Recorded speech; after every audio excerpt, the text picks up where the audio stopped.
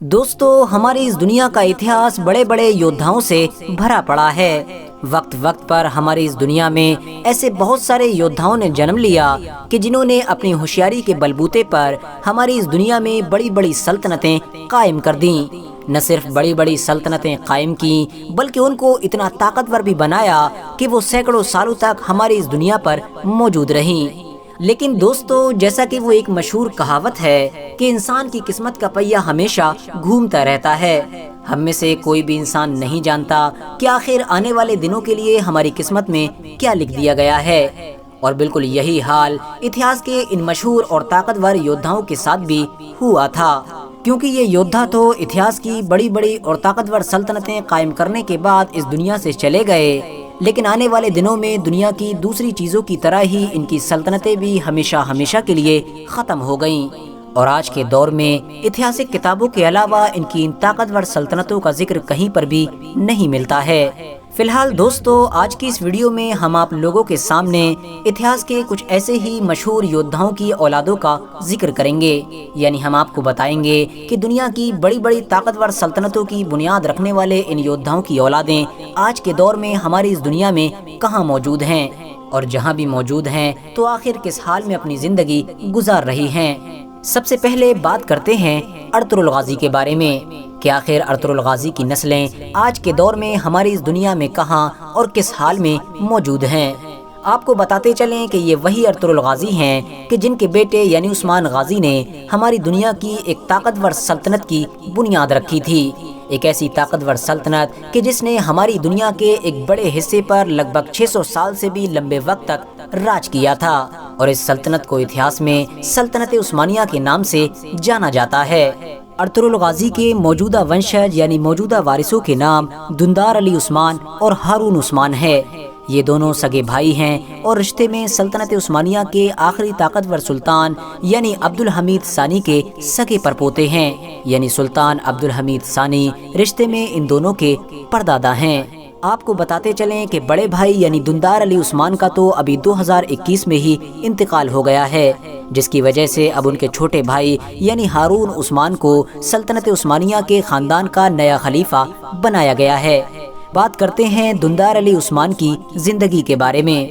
1923 میں جب سلطنت عثمانیہ کو ختم کیا گیا تھا تو سلطنت عثمانیہ کے سارے ہی وارثوں کو ان کے اپنے ہی دیش یعنی ترکی سے باہر نکال دیا گیا تھا، تاکہ کسی بھی طرح سے ترکی کے لوگ شاہی خاندان سے محبت ہونے کی وجہ سے اپنے ہی دیش کے سسٹم کے خلاف کھڑے نہ ہو جائیں۔ اتنا ہی نہیں، ماڈرن ترکی کے حکمران یعنی مصطفیٰ کمال اتا ترک نے پورے شاہی خاندان کو ٹکڑوں میں بھی بانٹ دیا، یعنی خاندان کے کچھ لوگوں کو اگر فرانس بھیجا تو کچھ لوگوں کو مصر بھیجا۔ اس طرح سے ٹکڑوں میں بٹ جانے کی وجہ سے اب پورا عثمانی خاندان کمزور ہو گیا، اور بہت جلد ہی ان میں سے بہت سارے لوگوں کے گھروں پر غریبی نے بھی دستک دے دی، اور ان میں سے زیادہ تر لوگ غریبی میں ہی اپنی زندگی گزارنے پر مجبور ہو گئے تھے۔ ایسے ہی مشکل بھرے حالات میں 1935 میں سیریا کی دمشق شہر میں دندار علی عثمان کی پیدائش ہوئی تھی۔ ان کے فادر یعنی والد کا نام شہزادے محمد عبد الکریم تھا۔ ان کے والد کے بارے میں کہا جاتا ہے کہ انہوں نے سلطنت عثمانیہ کے ختم ہونے کے بعد دوبارہ اس کو قائم کرنے کے لیے بہت کوشش کی تھی، اور انہی کوششوں کی وجہ سے ہی صرف اور صرف 29 سال کی عمر میں 1935 میں انہیں قتل کر دیا گیا تھا۔ جس وقت ان کی موت ہوئی اس وقت دندار علی عثمان بہت چھوٹے تھے، یعنی دندار علی عثمان کے سر سے ان کے والد کا سایہ بچپن میں ہی اٹھ گیا تھا۔ دندار علی عثمان اپنے خاندان کے ایک بہت زیادہ پڑھے لکھے اور قابل انسان مانے جاتے تھے۔ 1974 میں جب ترکی گورنمنٹ کی طرف سے سلطنت عثمانیہ کے خاندان کے لوگوں کو دوبارہ ترکی میں آنے کی اجازت ملی تو دنیا بھر کے بہت سارے ملکوں میں رہنے والے عثمانی خاندان کے بہت سارے لوگ ترکی دیش واپس پہنچ بھی گئے تھے، لیکن دندار علی عثمان نے ترکی جانے سے منع کر دیا، اور انہوں نے اپنی باقی زندگی سیریا کی دمشق میں ہی گزارنے کا فیصلہ کیا۔ لیکن سن 2011 میں کہ جب سیریا کے اندر سیول وار اپنی اونچائیوں پر تھا، یعنی سیریا کے حالات حد سے زیادہ خراب ہو چکے تھے،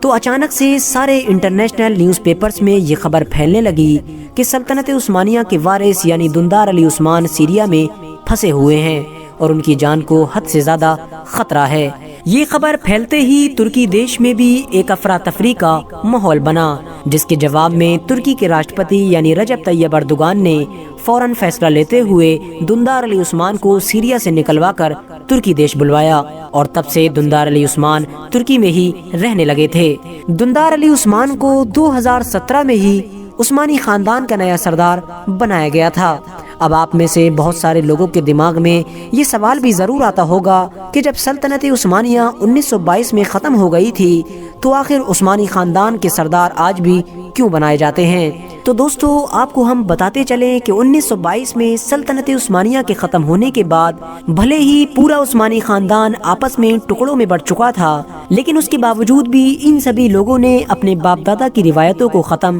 نہیں کیا، اور آج تک یہ لوگ اپنے خاندان میں سے کسی بھی بزرگ انسان کو اپنے خاندان کا سردار ضرور بناتے ہیں۔ دندار علی عثمان کو بھی 2017 میں تب ہی عثمانی خاندان کا نیا سردار بنایا گیا تھا کہ جب پرانے سردار کا انتقال ہو گیا تھا۔ ساتھ ہی ساتھ آپ کو یہ بھی بتاتے چلیں کہ دندار علی عثمان رشتے میں سلطنت عثمانیہ کے مشہور اور طاقتور سلطان یعنی سلطان عبدالحمید کے پرپوتے ہیں، یعنی سلطان عبدالحمید رشتے میں ان کے پردادا تھے۔ اس کے علاوہ اگر آپ کو عثمان غازی اور ارطغرل غازی سے دیکھنا ہے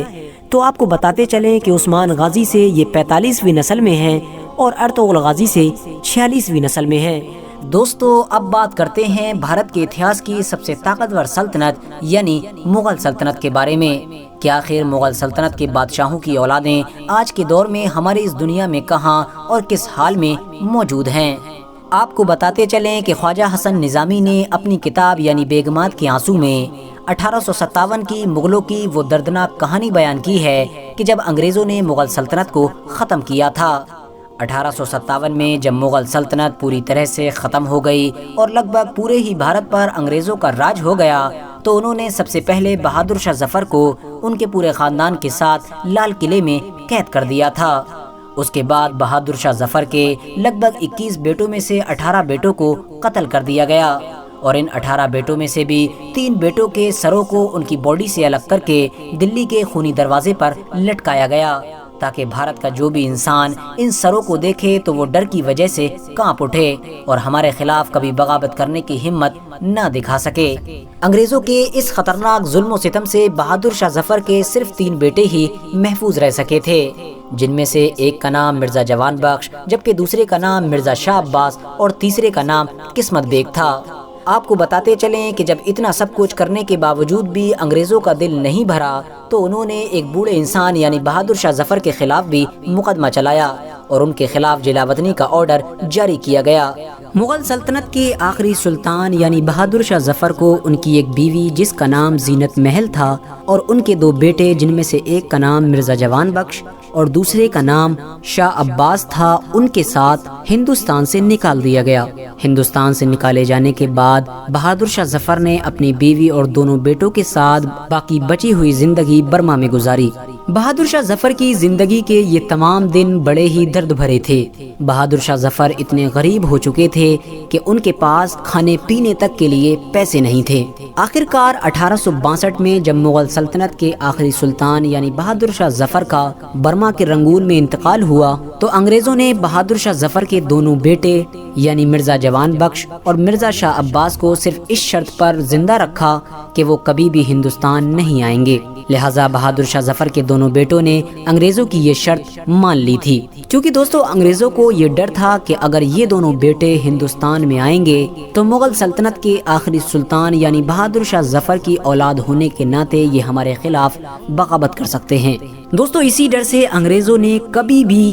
بہادر شاہ ظفر کے ان دونوں بیٹوں کو ہندوستان کی طرف نہیں آنے دیا اور ان دونوں بیٹوں نے اپنی پوری زندگی برما کے علاقے میں ہی گزار دی تھی۔ دوستو اتہاس کے پنوں کو پلٹنے پر یہ معلوم چلتا ہے کہ بہادر شاہ ظفر کے ان دونوں بیٹوں میں سے شاہ عباس نے رنگون میں ہی شادی کر لی تھی اور ان کی بہت ساری اولادیں ہوئی تھیں۔ آج کے دور میں وہ تمام اولادیں غریبی کی وجہ سے بہت ہی بری زندگی گزار رہی ہیں۔ آپ کو جان کر شاید حیرانی ہوگی کہ شاہ عباس کی اولادیں اتنی زیادہ غریب ہیں کہ آج کے دور میں وہ رنگون کے ایک بدبودار گلیوں کے علاقے میں झुग्गियों में रहने पर मजबूर हैं। दोस्तों वहीं दूसरी तरफ बहादुर शाह जफर के पहले बेटे यानी मिर्जा जवान बख्श की सिर्फ एक औलाद थी, जिसका नाम था मिर्जा जमशेद बख्श। मिर्जा जवान बख्श की बीवी नवाब ज़मानी बेगम के पेट से पैदा हुए थे। 1884 में जब जिगर की बीमारी की वजह से बहादुर शाह जफर के पहले बेटे यानी मिर्जा जवान बख्श का इंतकाल हो गया, तो उसके कुछ ही दिनों के बाद मिर्जा जवान बख्श की बीवी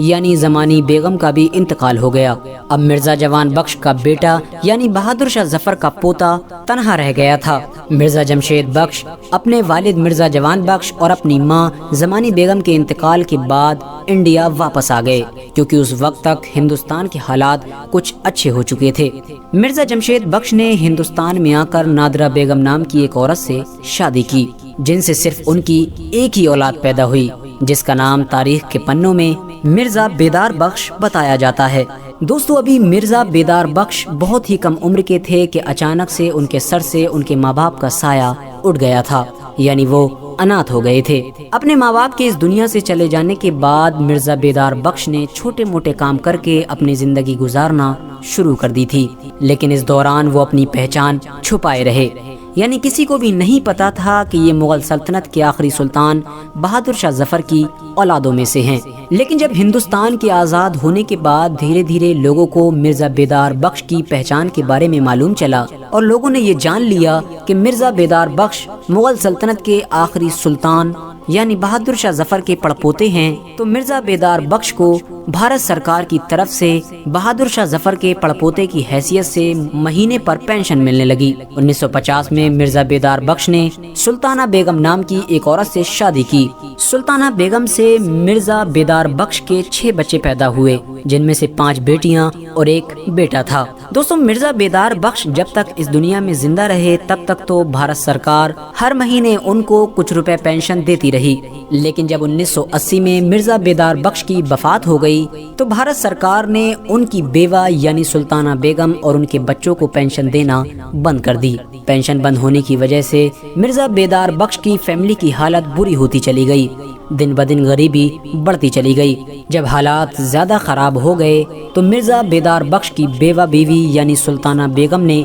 कोलकाता के डॉलीगंज इलाके में चाय की एक छोटी सी दुकान खोल ली, जिससे उनके बच्चों का पेट भर जाया करता था। दोस्तों सुल्ताना बेगम को भारत सरकार की तरफ से मुगल सल्तनत का खानदानी होने की हैसियत से एक घर भी दिया गया था, लेकिन बाद में सुल्ताना बेगम ने कई इंटरव्यूज में ये बताया था कि वो घर उनसे छीन लिया गया था। किसी दौर में पूरे भारत पर हुकूमत करने वाले मुगल खानदान की ये छोटी सी फैमिली कोलकाता के एक छोटे से कच्चे मकान में रहने पर मजबूर है। अब बात करते हैं टीपू सुल्तान के बारे में। दोस्तों आज टीपू सुल्तान को कौन नहीं जानता है। मैसूर के टीपू सुल्तान की बहादुरी के किस्से आज पूरी दुनिया में मशहूर हैं, लेकिन दोस्तों किस्मत का सितम देखिए कि आज टीपू सुल्तान जैसे होशियार और बहादुर हुक्मरान की औलादे भी दुश्वार जिंदगी जीने पर मजबूर हैं। दोस्तों वैसे तो टीपू सुल्तान के 12 बेटों में से 7 बेटे ऐसे हैं कि जिनका कोई भी जिंदा वारिस आज इस दुनिया में मौजूद नहीं है, और बचे हुए 5 बेटों में से सिर्फ 2 बेटे यानी गुलाम मोहम्मद और मुनीरुद्दीन की औलादों के ही हिस्टोरिकल रिकॉर्ड्स मौजूद हैं, जिनसे ये पता चलता है कि इन दोनों की औलादें भी आज हमारे देश इंडिया में गरीबी की जिंदगी जीने पर मजबूर हैं। कोई छोटा सा दुकानदार है तो कोई 2 वक्त की रोटी के लिए मजदूरी करने पर मजबूर है। बल्कि हैरानी की बात तो ये है कि टीपू सुल्तान के कुछ वारिस तो ऐसे भी हैं कि जो आज रिक्शा चलाते हैं। फिलहाल दोस्तों आज की अपनी वीडियो को हम यहीं पर ख़त्म करते हैं। वीडियो पसंद आने पर न सिर्फ वीडियो को लाइक करें बल्कि अपने फ्रेंड्स के साथ भी ज़रूर शेयर करें, और इसी तरह की नॉलेजेबल और हिस्टोरिकल वीडियोस हमेशा देखने के लिए हमारे इस चैनल को सब्सक्राइब करके साथ ही में बेल आइकन को भी प्रेस कर दें।